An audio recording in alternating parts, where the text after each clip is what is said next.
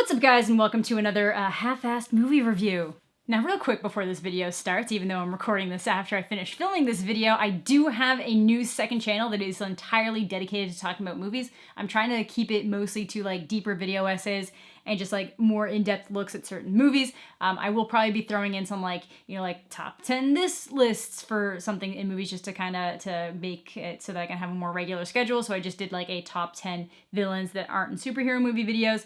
But next week is gonna be, I think, a Tarantino related video. So if you're into that kind of stuff, feel free to drop a sub over there. I'd really appreciate it. So today we're gonna be talking about Searching, which was one of the ones I was like really excited to see for a couple of reasons. For one, it's been getting hyped up by people that have seen it at Sundance and some of the other more limited releases that have happened. Two, it's been a really long time since a good movie's played here. I guess the last movie I was excited to see was Hereditary, I think. And I'm kind of a really big fan of this whole usage of like the screen capture, everything being told through a computer screen idea of storytelling. I actually saw like Unfriended Dark Web like a month ago or something, and it was way better than I thought it was gonna be. Like it's not genre breaking or groundbreaking in any way, shape, or form. This would definitely be the king of the screen capture movie era, as far as I'm aware. So far, it's the king of the crop there, the creme of the crop. So for those of you who don't know, Searching is the story of a father whose daughter goes missing, and he is now trying to do everything in his power to find her. Now, if you have any interest in seeing this movie, I would probably not watch this video, or either stop here, then go watch it, because I feel like the fresher you manage to see this, the better it would be. Like, I kind of wish I hadn't seen trailers for it. So just to give you kind of like the spoiler-free initial thoughts,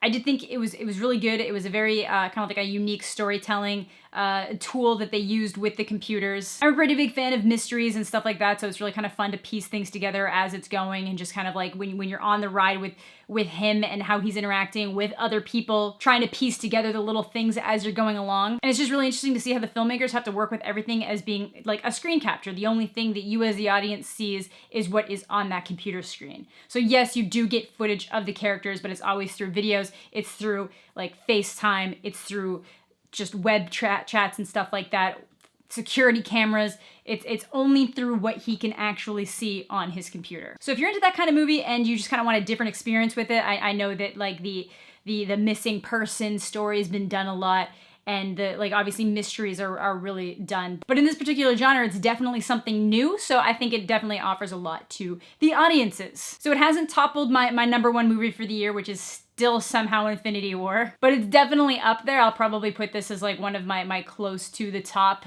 for the year movies. And it's something that I definitely want to see again, because I'm sure there's just little pieces of things that I'll catch on to in the future. So at this point, we're gonna get into a few more of like the details, some of like the stronger details. So if you do want to see the movie, I'd probably click off right now, and then I'll probably get into spoilers a little bit after that. So like I mentioned, I think they did a great job working with the confines of everything having to be what you're seeing on a computer screen. I thought they did a lot of really cool stuff with that. I think that John Cho did a fantastic job as a father, just doing everything in his power trying to find his daughter. They looked at all sorts of different angles if this was actually happening in today's society. If you were someone whose child was missing in 2018 in the technology age, like what would that mean for you? They also did a really nice kind of like opening montage that sets the emotional tone for the movie and definitely ties into what makes the movie kind of like progress along the way that it did. So the story's clearly very much pushed along by John Cho and his actions, because he's the one looking at the computer screen that we're seeing,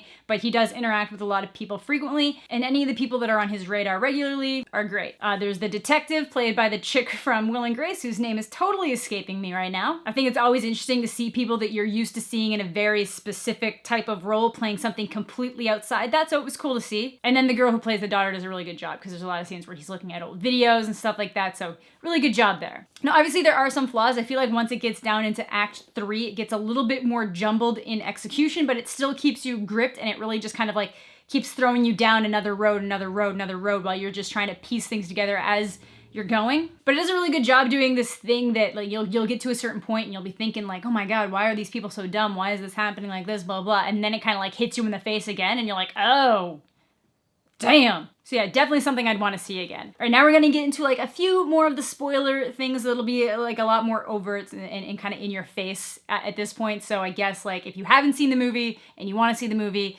you don't want any inkling of a spoiler, you should probably click off. because I'm not gonna go into full spoiler detail area, but we're gonna talk like some of the specifics about things that I was thinking as I was watching it. So one of the things I noticed as I'm watching, I'm like, man, these are like the dumbest police in the world. Like there's no way they wouldn't have found out any of this stuff. Like at one point when she's missing, they obviously clone her hard drive.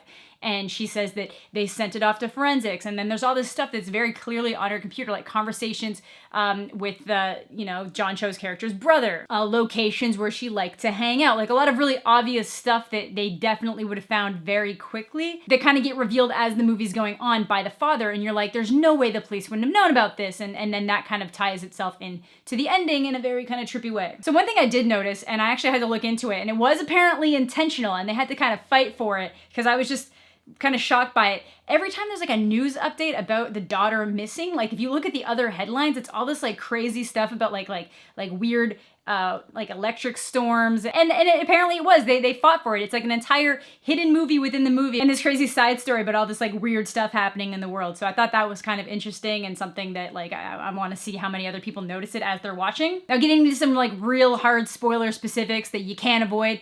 When he realizes what lake she likes to hang out to and goes there, that was like the first moment I was like, there's no way the police would not have found that. And then her reaction when he calls her, saying that he's at this lake, and she's just freaking out, asking, oh my God, did you call the police? And her attitude is definitely less like a police officer and more like somebody who's deeply concerned for their own self-preservation. Like it was really obvious. And then they do like little things, and they'll throw little things in the background that definitely kind of lead you in the direction of what actually happened, which I really liked. At some point, I'm pretty sure I picked up what the storyline was, and then it kind of just keeps throwing stuff at you so that it's just kind of hanging in the back of your heads and you're not entirely sure. But by the end, it's kind of this interesting thing of you get kind of two different perspectives of what a parent would do to protect and save their child. Like what are the lengths that a parent is going to go to for their kid, and you get to see it from two different perspectives, and it's very interesting. I definitely want to see it again just to see what little things you can kind of catch that you might have missed the first time around. They do a pretty good job like making things really obvious to audiences. So like when you realize that there's something weird about like the stock footage of the girl, and everybody is just like, whoa, like audible gasps in the theaters, but then it kind of goes even further and makes sure that it shows him showing side-by-side pictures of the girl and stuff so that it's not just left up to like audience interpretation. And that'll happen a couple times, and I'm not going to fault them for that or anything, especially the way the story has to be told. But yeah, very interesting for sure. So if you guys have seen Searching, let me know what you thought of it down below. Did you guys notice any of the weird news announcement that was happening on screen? Definitely going to be keeping an eye on these guys going forward. This guy actually got his start because he did a Google commercial with the Google Glass that got a bunch of views, and that kind of led into making this movie. If you guys get the inspiration of somebody just telling a story through a Google Glass and how that would translate into a screen capture movie. But yeah, that is going to do it for this video. Let me know what you guys think in the comment section down below. Thank you all so much for watching. Have a fantastic day, and we'll catch you all later.